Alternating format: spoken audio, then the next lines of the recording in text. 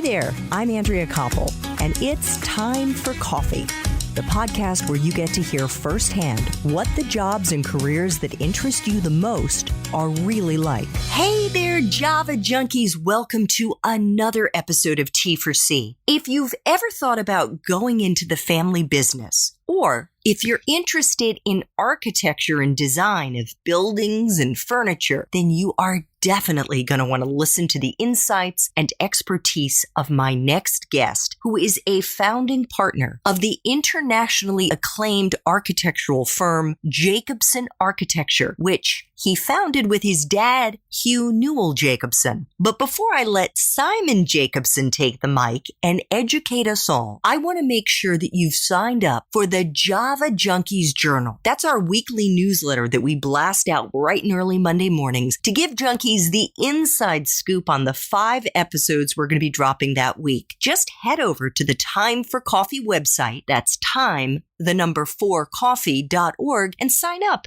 It's right there on the homepage.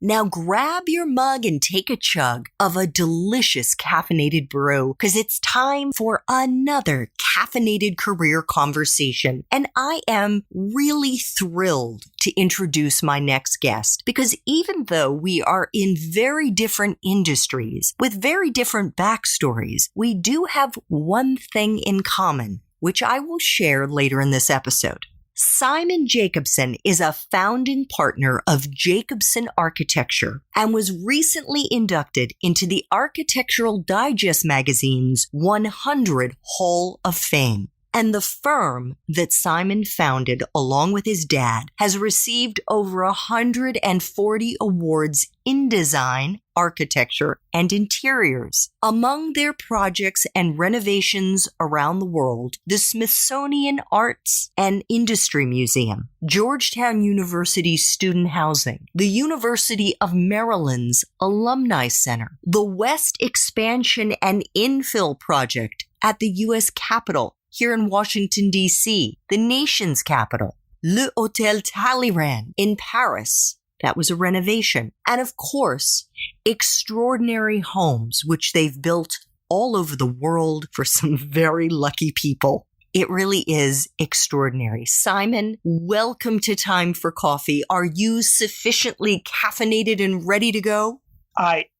I'm shaking. Oh, no. No, it's a good thing. It's self-induced. In anticipation, right?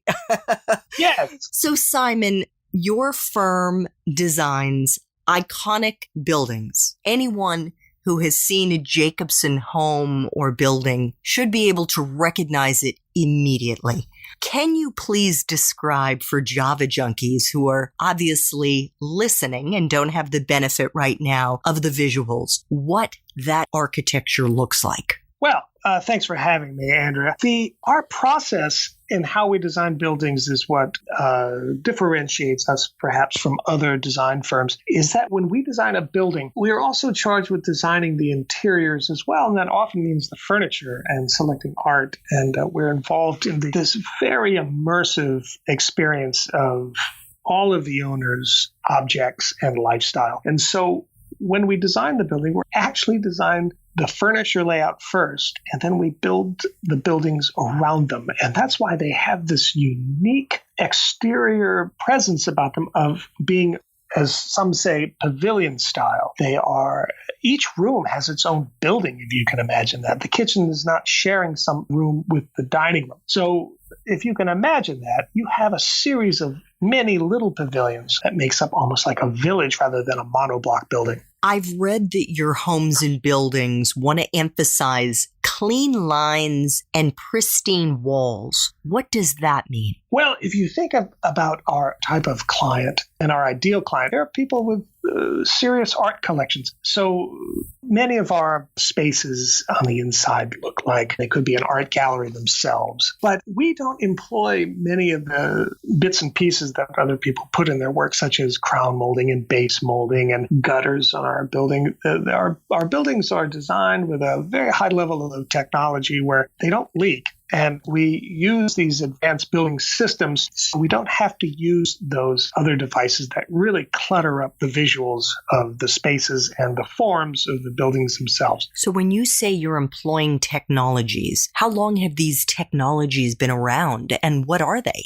Well, sometimes they're technologies that have evolved. Sometimes they're new chemical engineering products that have just come onto the market and that we've tested. And really what they are, the most important thing in any building is waterproofing and then energy consumption and making sure that the sun doesn't ruin the interior, which is very, very possible if you're not careful. There's so many really great products out there that are being developed every single day. Many of them green in nature, many of them not green in nature.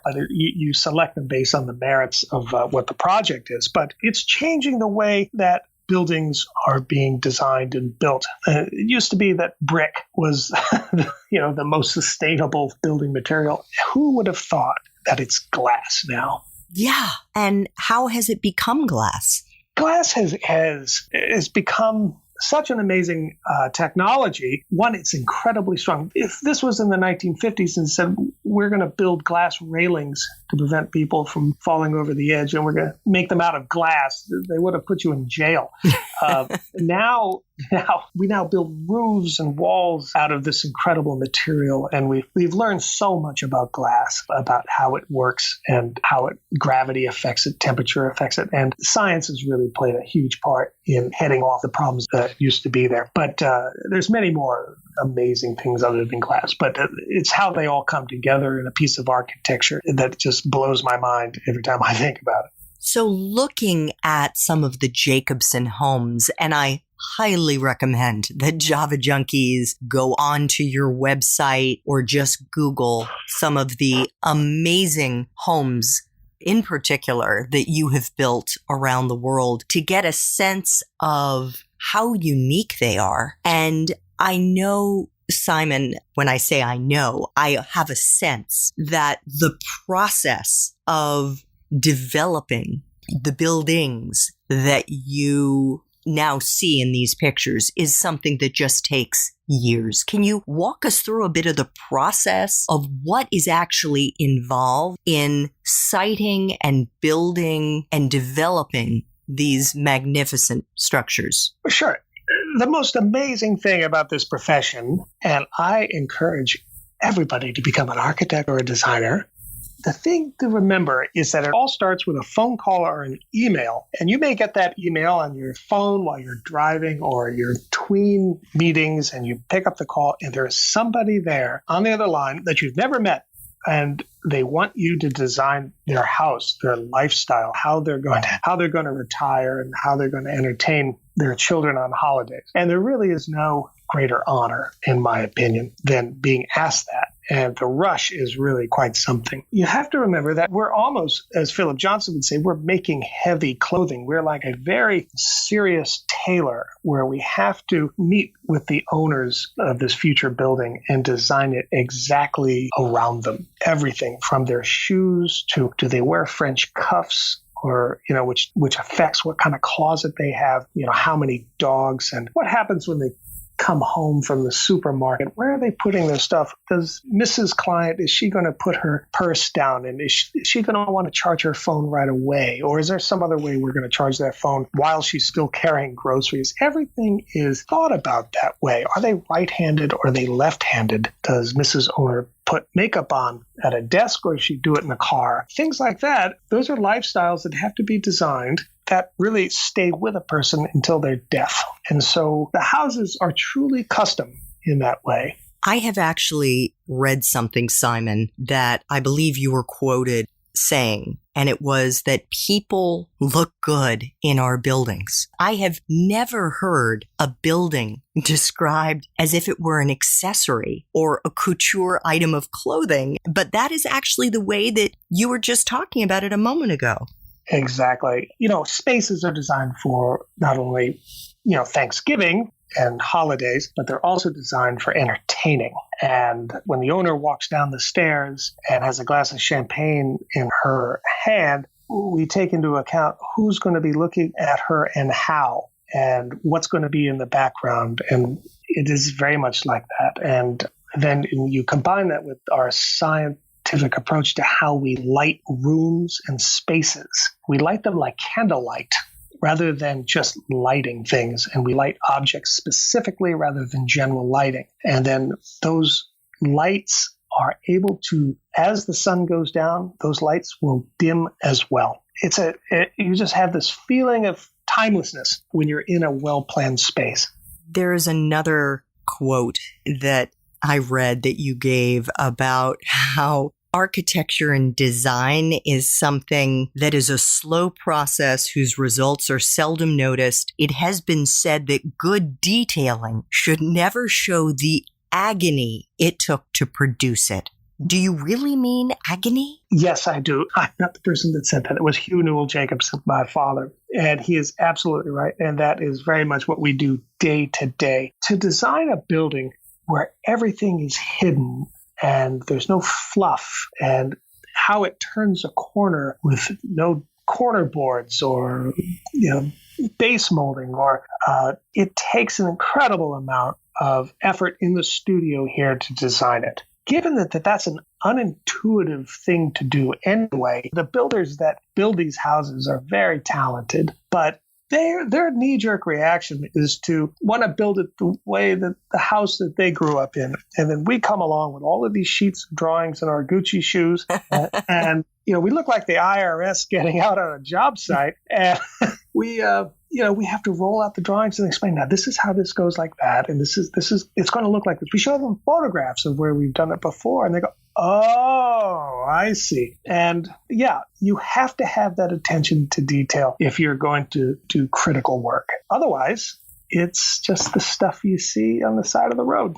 Yeah. What do you think, Simon, makes a really good architect? Do you have to be good at drawing? And by that, I mean, what we would call art class. No, I think we should dispel the myth right here that you don't have to be good at drawing or be good at mathematics. You have to have energy of vision. You have to be thoroughly pissed off at ugly things. You have to see things that you don't like and feel free to shout at it like an old man in front of the TV. And I was a person that annoyed all of my friends when I was a young man, and they'd invite me to a party, and I immediately show up and dim the lights and move the furniture around. I could not help it. And, they say, you're such a jerk, Simon. I said, yeah, well, you should go to jail for having that chair there. And I still do it. I still do it. And people warn me when I come over, like, Simon, we just like the lights the way they are. And I'm okay. I'm so sorry.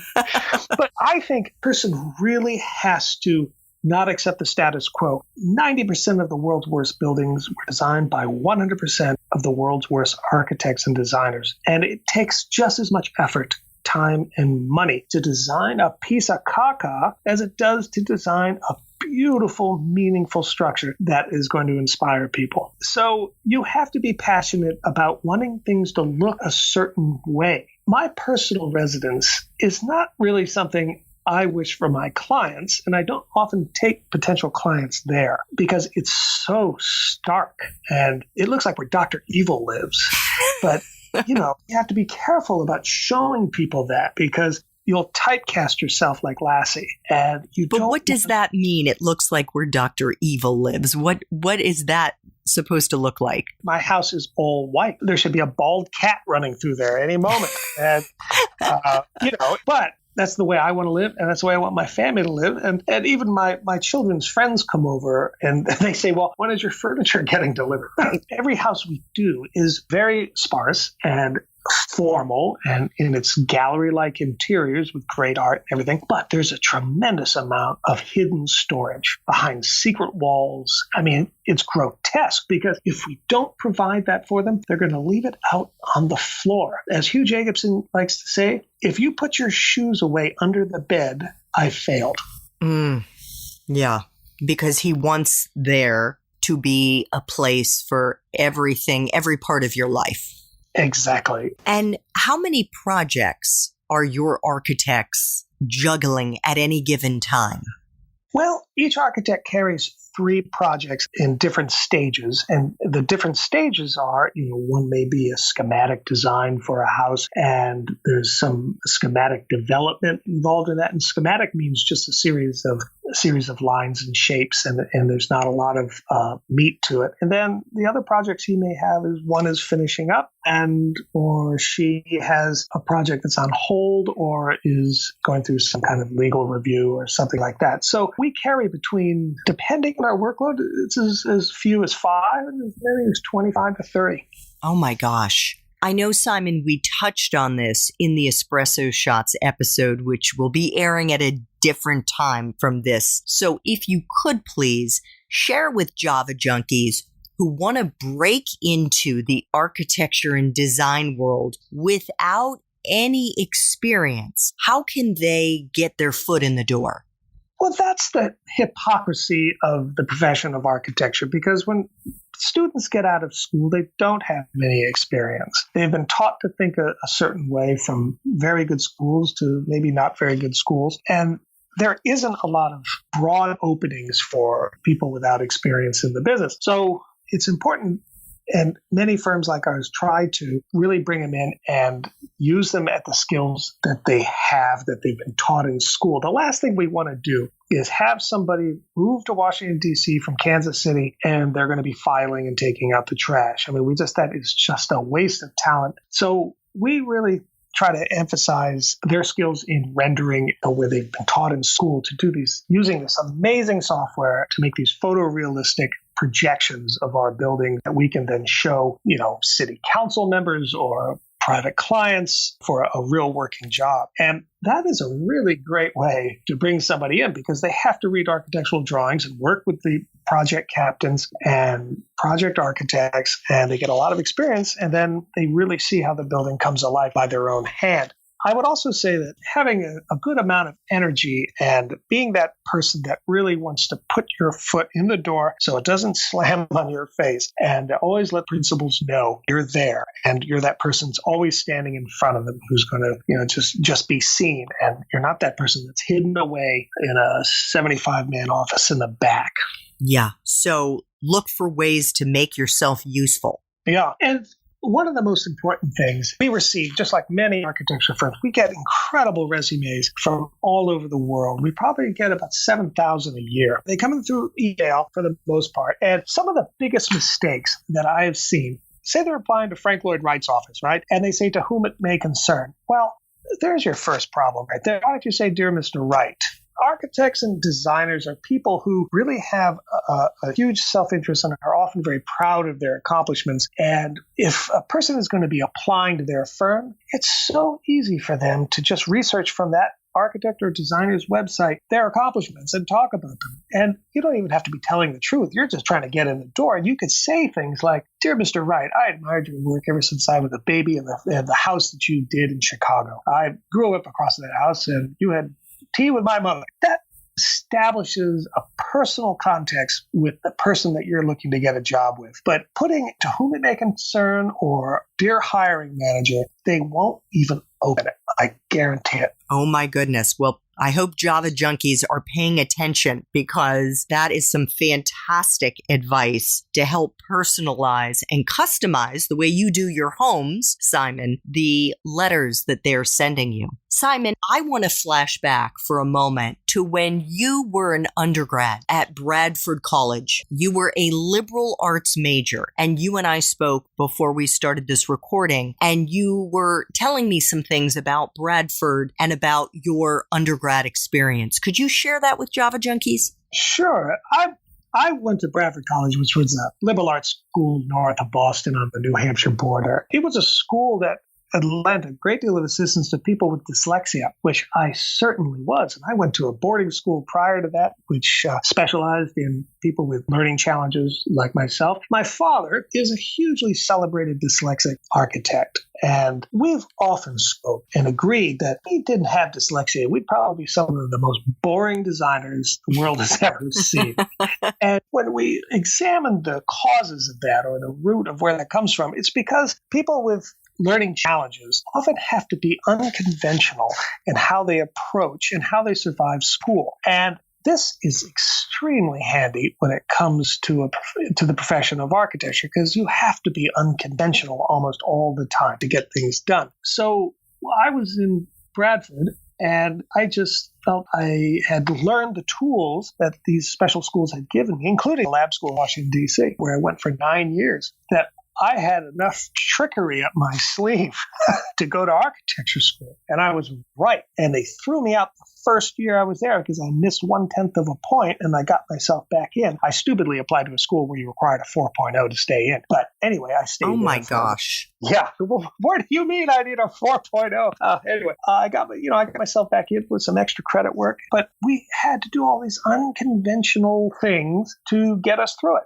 And people with learning challenges such as dyslexia are people that are well versed in that. And architecture is a really good profession for people with those challenges because really, quite simply, they're very clear objectives and deadlines that are set, that are understandable, and are very long due dates with lots of help. And some of the greatest architects that we know have had these learning challenges. Before 1960, if you had dyslexia or a learning challenge, they just thought you were stupid and they locked you up. That was the case with my father and his grandfather and his father. But they knew that they were smart and they knew that they could do things. And they were all very successful in their careers, but they had to just jump through hoops. So speaking of that older generation, and I alluded to this in my introduction to you, Simon, that we, although we are in very different industries with different backstories, have one thing in common, and that is that we both went into the family business.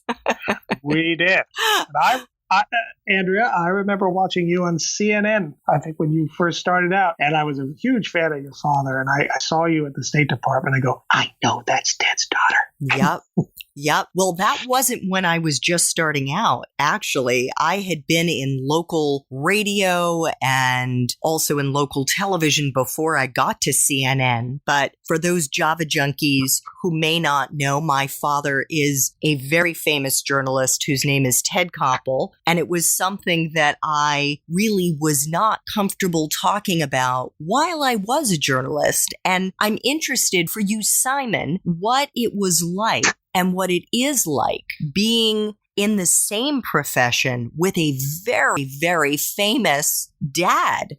Yeah. And I scratch my head even today, but what the hell are you doing? Who do you think you are? You know, the hardest thing starting out, and I'm sure you encountered this too, were some detractors. You know, they would ask you, like, do you really think you can do that? You know, that was never the issue. The issue was a shared DNA and love of what that profession was. I have 2 other brothers, and I'm much younger than them. Clearly, I was a mistake. And so my father felt, as did my mother, they felt that I was being neglected. So my father took me everywhere as a young kid, and I was always kicking around construction sites and getting on airplanes with him and looking at a dirt hole, somewhere that's frozen with snow on it and watching him point at it. And, that's how he made a living. Well, it was there in me as well when it came time to figure out, what do I really know about? What is second nature to me? And the most important thing was, one, not listening to what other people said. First, you stick your toe in the water and, okay, no shark bit it off. And then let's go. And it has been interesting. It hasn't hurt me at all. In fact, I'm sitting in this amazing company and we really haven't missed a step. And it's because of that relationship with my father and the things he did for me and the things I did for him as his son and business partner. But it is an amazing ride. When Hugh and I have lunch together, which is at least 3 times a week, we toast each other. And that's beautiful. And this is just fantastic because, we're not, we're father and son, but we're not best friends. We're not one of those relationships. We're absolutely terrified of each other. But we love each other and we understand each other. He knows that I'm gonna take care of him and he's gonna take care of me. And that's all there needs to be. Hugh likes to say to people, he said, my library is filled with the tragedy of father and son relationships that failed and ended in heartbreak. And this is not one of them. Oh, that is beautiful. That really is. Well, let me just say this as one child who followed her parent into the family business and was in it for 21 years. I know that you have a lot of grit, and I know you must have an immense amount of talent. And I just want others who may be thinking about going into the family business, whatever it is, just to be aware that it isn't easy. In fact, I think it's more difficult when you choose that route, especially when you have a famous parent, as we both do. Yeah. Well said. So, Simon, I know you've got a new book that is coming out by Rizzoli called Jacobsen Architecture 12 Houses that is coming out in 2020. Is there anything in particular that you would like Java Junkies to know about the book? Well, I went up to meet with Rizzoli. They didn't call me to say, hey, why don't you do a book? I had to approach them. And again, as I'm in the Uber headed down Madison Avenue to this famous publishing house, they're like, Simon, they're going to throw you out of there in 5 minutes. They're going to see this stuff and they're going to just look at you as a retread. And I really felt that. But I said, I have to try. And I went in there and I met with the editor, who's just the nicest person I've ever met. We sat down at this great Eames table and, I laid out the work for him. And within 45 minutes, we had a deal. And that is one of the greatest honors I think I've had to date, other than my father approaching me and saying, I want to disband my company for which I am internationally known and start a new one with you. So this book is going to highlight and spotlight our work and careers together. I've worked for my father since I was 13 years old. I mean, my brothers came home from college and high school and in the holidays, and they didn't have to go to work. I had to go to work for some reason at his office. And that's just how that relationship was formed. But this book really highlights our partnership from 2007. I guess some of the work is going to be in there from 2019. So anyway, it's just a great honor. And, as we were talking before about one's self-esteem and questioning, who you are, and then going in and just asking somebody and giving them sufficient evidence of why they should listen to you often yields the most incredible results. Yes.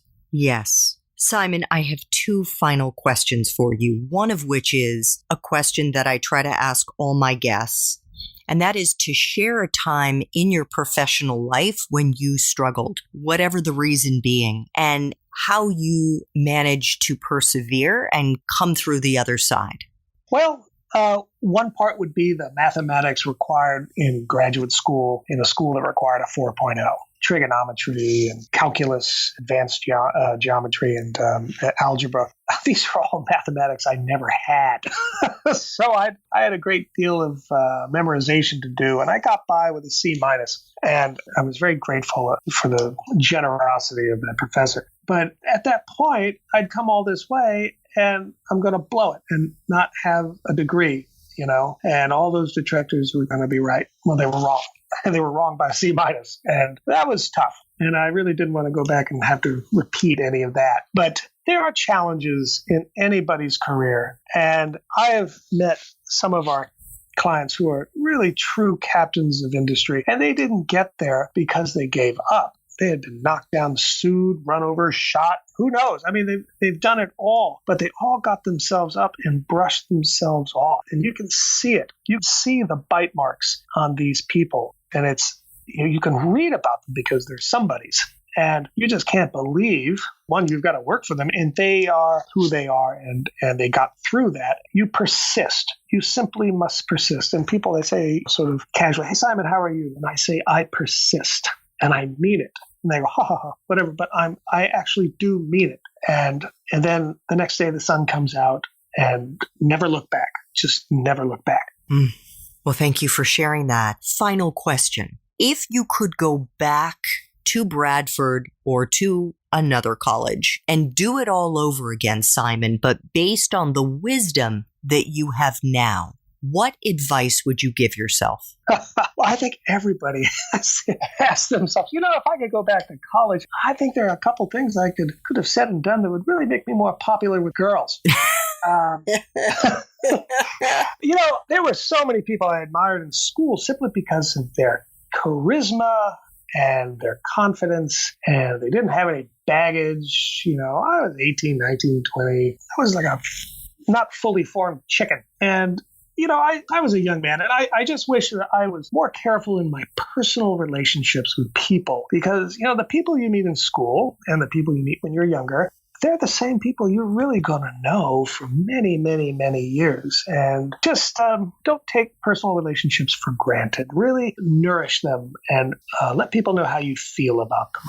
I think that is also important in the world of business and design is being emotionally accessible, being empathetic, and really caring when you're talking to the person across the table from you. And because you can't design someone's life if you're not good at that.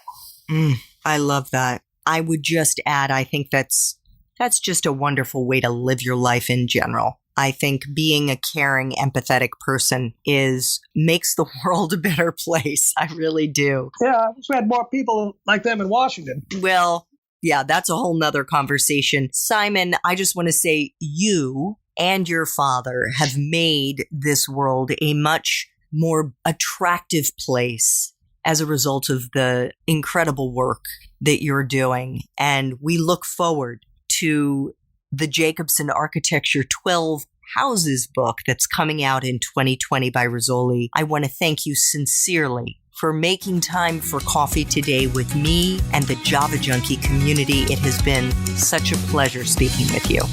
Thank you very much. Thanks so much for listening to Time for Coffee, where the professionals in the jobs that most interest you always have time to grab coffee 24/7, no matter where you live. I have one quick favor to ask you. Remember to rate, review, and subscribe to Time for Coffee. Thanks so much.